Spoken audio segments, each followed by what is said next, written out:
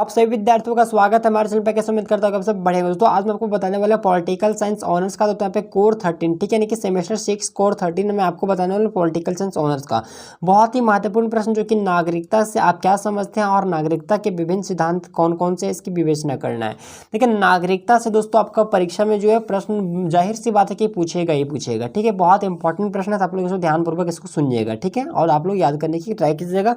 साथ ही साथ इसे आप नोट डाउन भी कर लीजिएगा कॉपी में। देखिए, नागरिकता अगर हम बात करें तो नागरिकता का अगर हम दूसरा नाम अगर बोले तो इसको हम राष्ट्रीयता भी कह सकते हैं, ठीक है। राष्ट्रीयता शब्द का दूसरा नाम मतलब कि नागरिकता का ही जो है, और राष्ट्रीयता शब्द इसका दूसरा नाम है, ठीक है।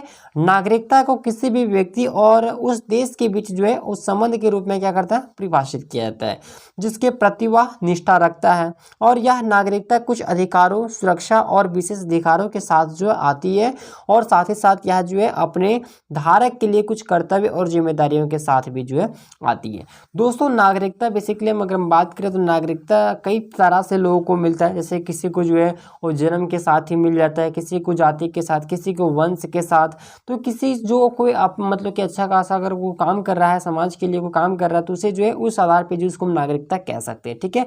तो ये सब हो गया नागरिकता के बारे में, ठीक है। बेसिकली आपको शॉर्ट फॉर्म में आपको दर्शा देना है।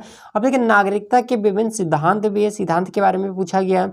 तो नागरिकता के विभिन्न सिद्धांतों को समझने के लिए हमें जो इसके ऐतिहासिक और सैद्धांतिक विकास पर भी जो है वो ध्यान देना होगा, तभी हम इसके जो है मुख्य सिद्धांत को के बारे में जो है वो हम जान सकेंगे। तो नागरिकता की अगर हम सिद्धांत की बात करें तो देखिए, पहला जो है वो जन्म आधारित सिद्धांत।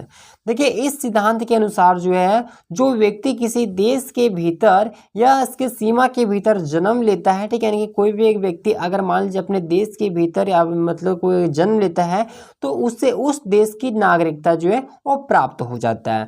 यह सिद्धांत मुख्यतः अमेरिका, कनाडा जैसे देशों में जो है वो लागू होता है, ठीक है। तो ये हो गया जन्म आधारित सिद्धांत। वहीं अगर हम दूसरा अगर हम बात करें तो वंश आधारित सिद्धांत।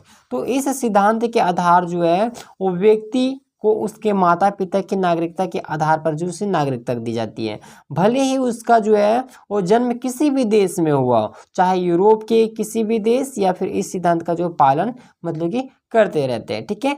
तीसरा जो है वो प्राकृतिकरण, ठीक है, प्राकृतिकरण। तो देखिए, इस प्रक्रिया के माध्यम से जो है एक विदेशी व्यक्ति कानूनी आवश्यकताओं को पूरा करके नागरिकता प्राप्त कर सकता है। इसमें आवास की अवधि, भाषा का ज्ञान और देश की जो है संस्कृति व कानूनी प्रणाली की जो समझ है वो शामिल हो सकता है। चौथा अगर हम बात करें तो देखिए, विवाह आधारित नागरिकता, ठीक है, विवाह के आधार पर भी जो है लोगों को नागरिकता मिलता है। तो देखिए, कई देश जो है एक विदेशी नागरिक को नागरिकता प्रदान करते हैं यदि वह अपने नागरिक से विवाह करता है, लेकिन इसमें जो है आमतौर पर कुछ शर्तें और प्रक्रियाएं भी जो है वो शामिल होता है। जी हाँ दोस्तों, विवाह अधिकारी जो मतलब नागरिकता है, इसमें कई तरह के शर्त भी रखे जाते हैं। कई देश जो है वो मतलब कि जैसे मान लीजिए कोई एक देश है, दूसरे देश से अगर मतलब कि विवाह करवा रहा है या विवाह कर रहा है, तो ऐसे में कई सारे शर्त भी हो सकते हैं। तो ये सब बेसिकली कुछ कुछ जो शर्तें हैं वो इसमें शामिल हो सकता है, ठीक है। पांचवा पॉइंट आप लोग याद रखिएगा कि नागरिकता का उदारवादी सिद्धांत। देखिए, उदारवादी सिद्धांत के अनुसार अगर देखें तो नागरिकता जो है मुख्य रूप से व्यक्तिगत अधिकारों और स्वतंत्रताओं पर जो है आधारित होता है। इसमें कानूनी अधिकार, राजनीतिक भागीदारी और व्यक्तिगत स्वतंत्रता का जो है सम्मान किया जाता है। वहीं अगर हम छठा पॉइंट की अगर बात करें तो समाजवादी नागरिकता की सिद्धांत।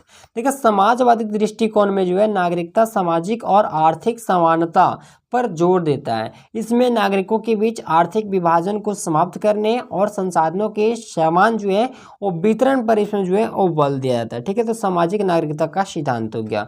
सातवां पॉइंट जो है वो विशेष अधिनियम द्वारा नागरिकता, यानी किसी व्यक्ति को जो विशेष अधिनियम के द्वारा भी जो है वो नागरिकता प्रदान किया जाता है। तो देखिए, सरकार जो है विशेष मामलों में जैसे कि राष्ट्रीय सेवा, उत्कृष्ट उपलब्धियां या विशेष योगदान के आधार पर भी जो है नागरिकता प्रदान करता है। जी हाँ दोस्तों, मैंने आपको पहले ही बता रखा है कि अगर कोई व्यक्ति अपने देश के लिए, अपने राष्ट्रीय सेवा के लिए कोई बड़ा अच्छा योगदान करता है, कोई अच्छा योगदान देता है, देश के लिए मर मिटने के लिए तैयार होता है, तो उसे जो है वो उस विशेष अधिनियम के द्वारा जो है उसे नागरिकता प्रदान किया जाता है। ठीक है, तो ये था दोस्तों आपका जो है वो नागरिकता क्या है और नागरिकता के विभिन्न सिद्धांत कौन कौन से हैं। तो दोस्तों मैंने आपको नागरिकता के बारे में संपूर्ण जानकारी मैंने आपको बहुत ही सरल भाषा में मैंने आपको समझाने का प्रयास किया। उम्मीद करूंगा कि आपको यह वीडियो पसंद है। वीडियो को लाइक कीजिएगा।